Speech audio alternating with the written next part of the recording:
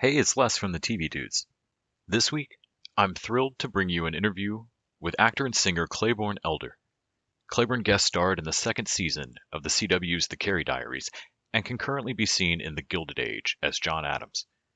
He's also a featured artist on the new album Sondheim Unplugged, the NYC Sessions Volume 3, the final installment of the monumental three-volume set dedicated to Stephen Sondheim. The series always presents Sondheim's best-loved tunes, in addition to treasures from lesser-heard projects. This third edition features cut songs from Company and Assassins. The song from Assassins, Flag Song, is Claybourne's feature, and we talk about the experience of getting to do this project and his relationship with Sondheim, which got him featured on This American Life. And now, Claybourne Elder's rendition of Stephen Sondheim's Flag Song. You can gripe all you like, you can sneer, where are the heroes? You can shout about how everything's a lie. Then that flag goes by. You can snipe at the greed, at the need to be a winner, at the hype you keep hearing from on high. And you think, why try? And you wanna cry. Then that flag goes by, and you think that's why. 'Cause of that idea, that incredible idea. What you wanna do is brag, I'm part of that. Yeah, I know it's just a flag, okay, but still, for a minute you say, hey, we could, we will fix everything tomorrow. For a minute you're aware of feeling proud, and then suddenly you're staring at the crowd, and you're thinking there's no link. I can see they're as different from me as they possibly could be. Then you see the idea.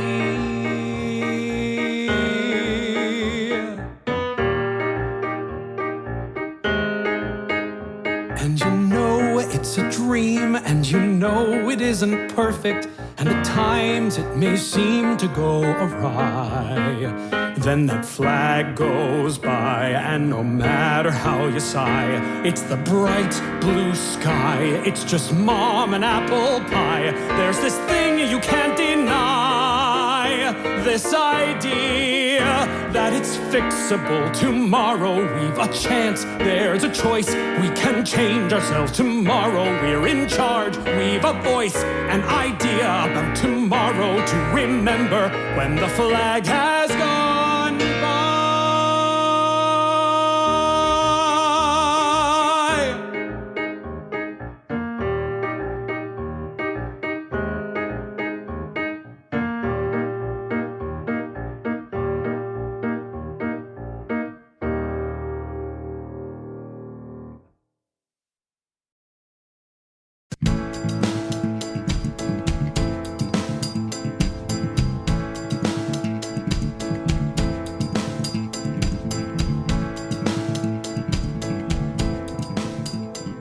Hi, this is Claybourne Elder. Hey, thanks so much for making time today. I really appreciate it. Yeah, of course, no problem. I was just looking at the GoFundMe. Yeah, we'll discuss in a moment. All right. Yeah, hopefully you're having a good roll into your holiday week. I'm so excited to talk to you today. I think it's going to be fun. That a good portion of listeners are probably just going to vaguely not know why they know you from Grand Theft Auto. Man, I know that guy. I do. And of course, we're here today to talk about probably the maybe polar opposite of GTA. Your third double disc of being on a huge group Sondheim recording project, which I know from listening at home, but obviously is also a huge show. But your experience with Sondheim is much deeper and cooler than getting to sing Flag Song. Can you talk a little bit about? I know you just recently told this story on This American Life, but can you talk a little bit about the scariness of moving to New York and how that decision got kind of aligned for you? Yeah, of course.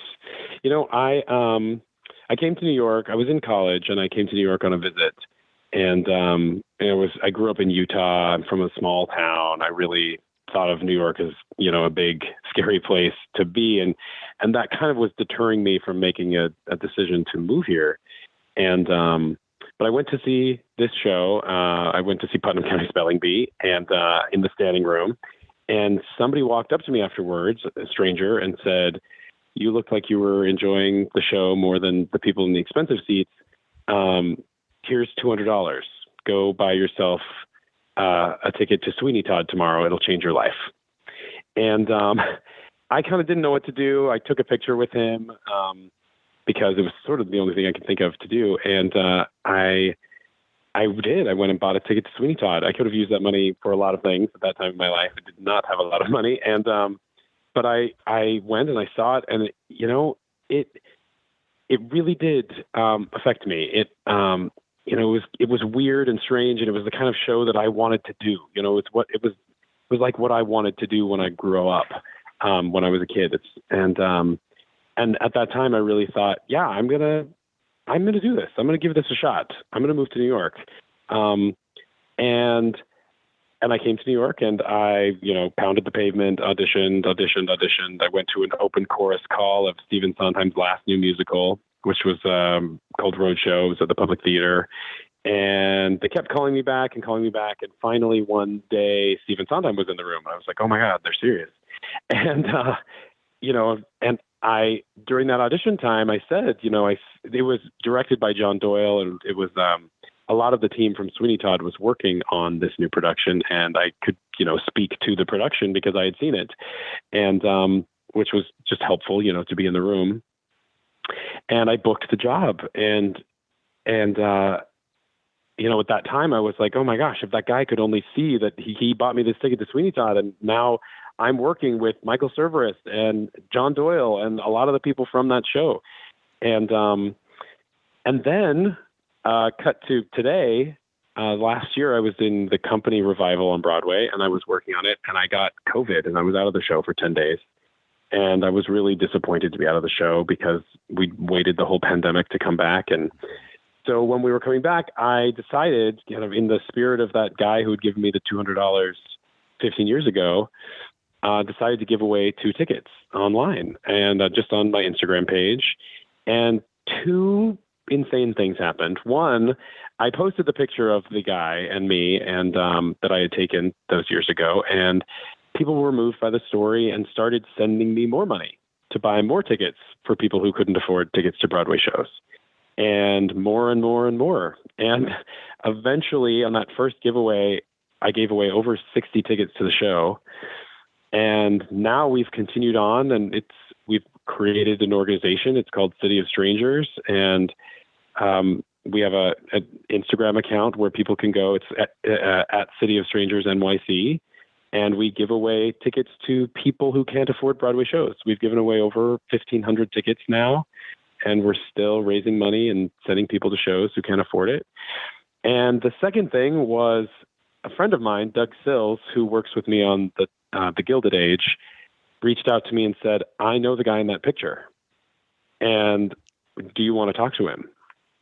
And so he connected with us. He connected us on FaceTime, and didn't tell the guy why. And I got to say to him, 15 years ago, you walked up to me outside a theater, and right when I said that, he just said, "No way," and started crying, and I started crying, and I got to tell him, what had happened to me and how it had changed my life. And then now I'm starring in a show with Patti LuPone on Broadway because you walked up to me 15 years ago and handed me tickets. And now we're friends. He and I talk and text, and we are kind of in each other's lives now, which is really amazing. You just never get to thank someone who does a random act of kindness, because that's the whole point.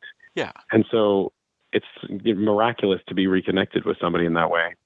I mean, it's so neat to think that he can't really have even known that you would go to the show. No, he didn't even know I was an actor. Yeah, he didn't know. Like you said, $200 is $200. It's New York's an expensive city. You could have just gone out to eat or done whatever. Or gone home and paid my rent. Right. Much less think that it really would be this, like, he could have no way to know the catalyst moment, the decision you were on the precipice of, uh, Yeah. and the tipping point that's so wonderful. And Yeah. it's really neat to give it back. Yeah, it truly is it's the most miraculous coincidence I can think of. And for someone who's sort of a lazy atheist, sort of, I kept saying to friends, like, I guess I believe in God now. I don't know. This is too much, all too many coincidences coming together at one time to make this miraculous thing happen. And it's, and getting to continue to give away the tickets, it has been an incredibly moving thing to be a part of, and to see how people really get behind the idea and believe in not only the power of theater, but in the next generation of artists and theater goers that we need to foster. That they need to fall in love with the theater, and they can't fall in love with the theater if they can't afford to go. And for me, I couldn't. As a young actor, what I needed to do was research, and the research you do is watching other actors. And if you can't afford to go watch other actors, how do you get better? Yeah. If you can't really see it done. I grew up in small town Texas, and New York was a mythological place. I mean, you weren't driving to the city. That's insane. Just getting out of my state took forever. And I know you had that same feeling growing up even further. So getting there, I remember the first time that I ever visited New York City. The pace of it was unlike any place I'd ever been before, and was frankly just terrifying. Of like, oh my God, how do you all live at this like rate? And everything was, I'm coming from a small town, everything's more expensive. It can be daunting, and an immediate like, oh, I can't do this. And it to me, it kind of fits in that myth of New York, the like, hey kid, you look like you ought to be here. I really feel like for almost any creative profession, there is something to be said for that normalization of someone else looking at you and going, I did this, you can do this. I enjoy this. It's okay for you to enjoy this. Yes, for sure. That is very true.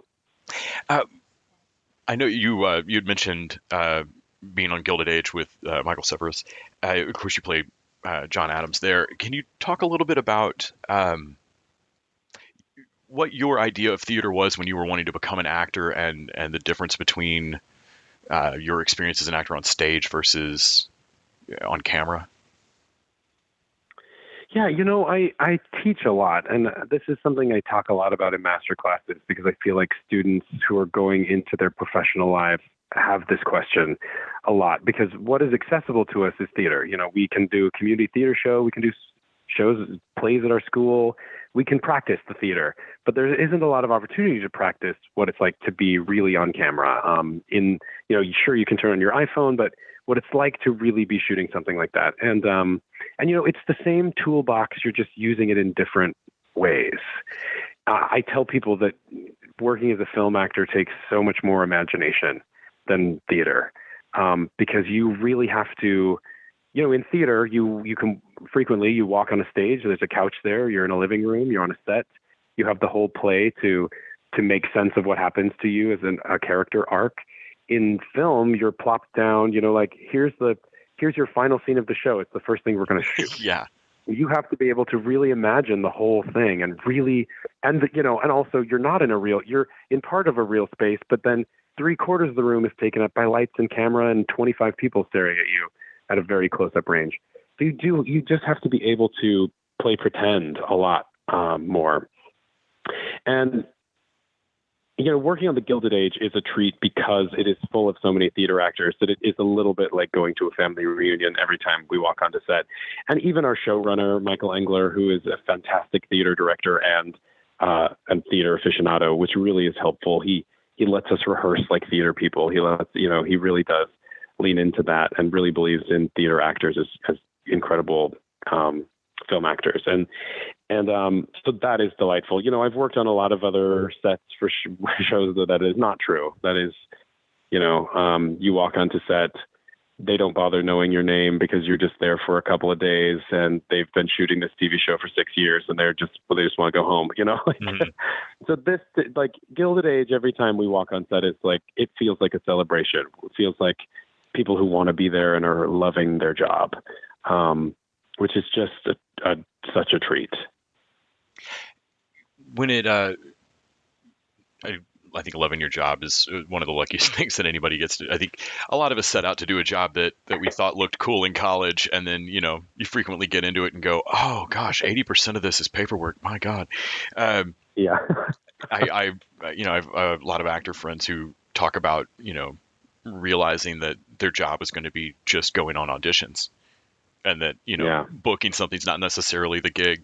Continuing to go on auditions and keep your craft sharp is kind of the gig. Singing is something, karaoke's popular whether anybody can hit the note or not. Like there's something about that act, that noise that can be cathartic and can change your mood, and you can put music on and shout along with it. When you were a kid and realizing that you liked to sing, I feel like there's a gulf between that and both the difficulty, skill level of Broadway songs, and then also just the storytelling of it. Do you remember what first appealed to you about storytelling songs in musical theater? I saw my brother in a production of The Music Man when I was, at school, at the high school, when I was in, I think, 3rd grade or 4th grade. And I was like, that looks so much fun. Looks like just so much fun. I want to do that. And I just started kind of listening to cast albums and listening to music that was in that style because, my mother also played a lot of like movie musicals for us growing up and stuff. And so it really was sort of what I fell in love with. And then also being a kid growing up in Utah, pre-internet, what the access I had to Broadway and theater was cast albums. Mm-hmm. And so I would go and buy these cast albums and listen to them and sing along with them. And it's sort of how I learned to sing, was by listening to people. I just did a reading this week with Greg Edelman, and there are so many times when I work with people now that I'm like, I'm sorry to have to tell you this, but I learned to sing by listening to you on the City of Angels soundtrack. And they're always embarrassed, but it's true. That's how I fell in love with it. It's how I learned to do it, was listening to these cast albums. The song that you do on the newest Sondheim, I'm going to get the title wrong. I'm so sorry. No, don't worry about it. Gosh, what? Sondheim Unplugged. My gosh, how did I forget that? Yeah.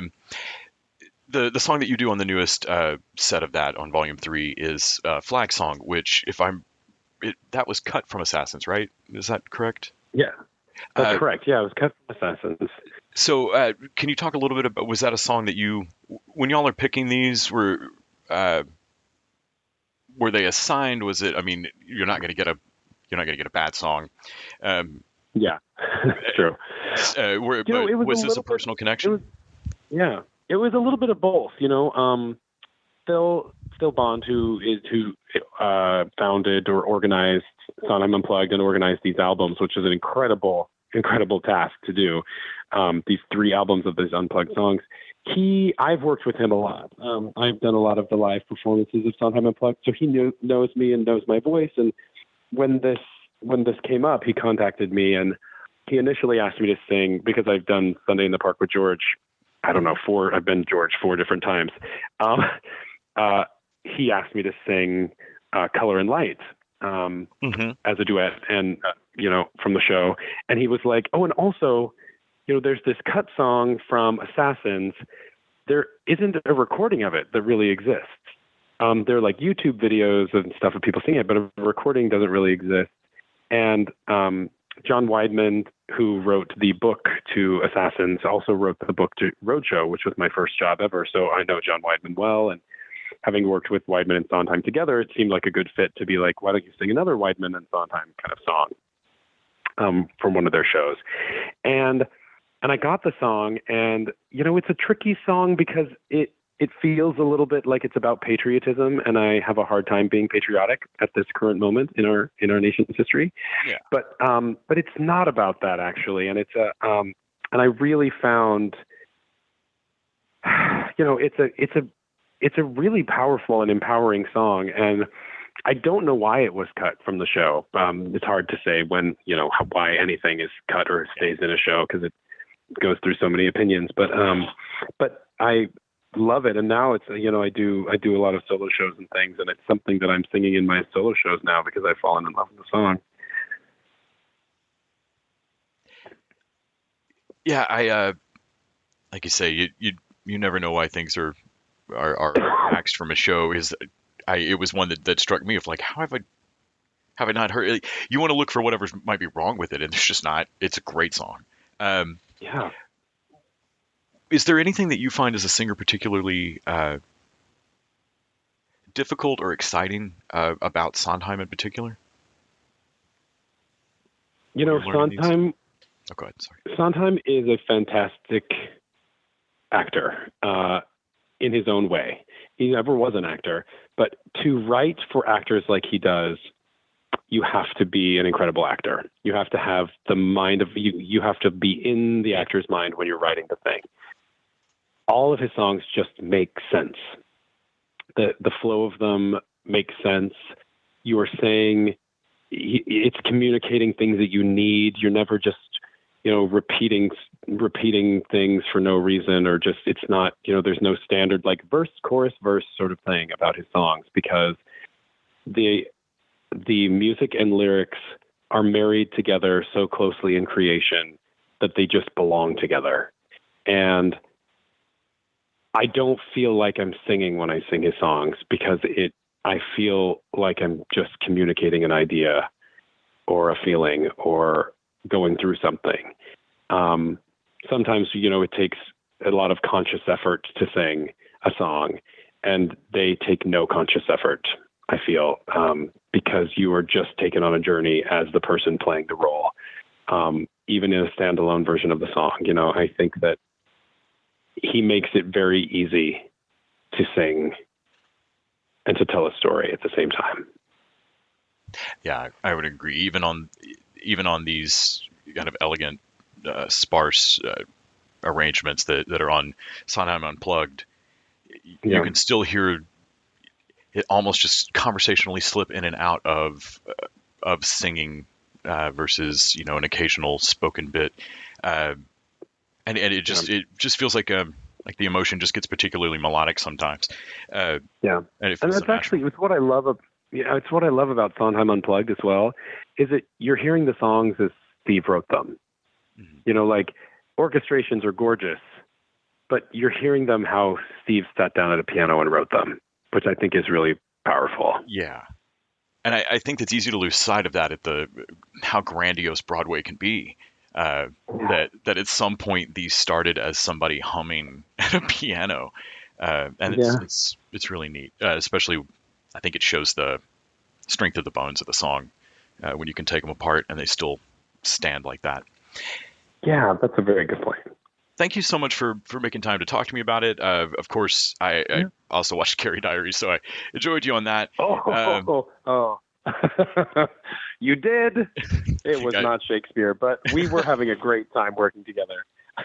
Yeah, I watch a ton of television for the podcast, and then I also watch a ton of other stuff that my co-hosts are like, "What are you watching?" Like, I'm committed to Sex and the City at this point. Damn it, I'm watching Carrie Diaries. All right. Agreed. I get it. I didn't want the second movie either, but we watched it. Come on. Yeah, but this was better than that. You were substantially better than that.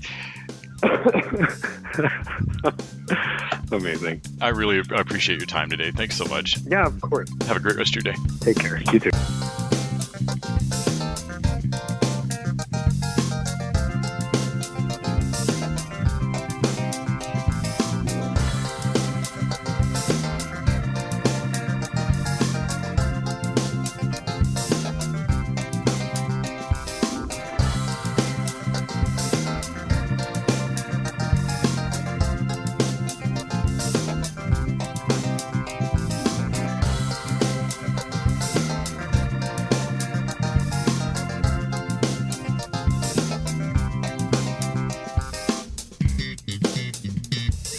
TV Dudes is an independently run podcast out of Austin, Texas. We are exclusively listener-supported. If you'd like to help us out, go to patreon.com/tvdudes. You can also find us on Facebook, Twitter, and Instagram at TV Dudes. All the music for our show is done by our friend and original TV Dude, Gregory J. Amani Smith. To find out more about us, go to thetvdudes.com. I'm Randy Lander. I'm Les Weiler. And I'm Kyle Scott. Thanks for listening.